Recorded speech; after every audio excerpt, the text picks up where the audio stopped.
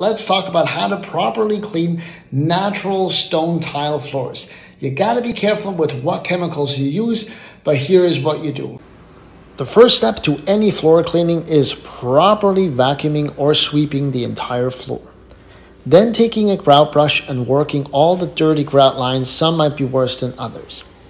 Then take your solution, a degreaser or something to really lift all that dirt off the floor and start agitating. We're using a machine right here, but you can also use a bristle broom if you have it. Something with some sturdy bristles will do. Then take a machine like this. You can use a regular shop vac if you don't have a machine like that, to make sure you suck up all the dirty water to get all that stuff out of the grout line so it doesn't embed itself again. Then you get top results like this. There you have it. It's not overly complicated, but make sure to use the proper chemicals.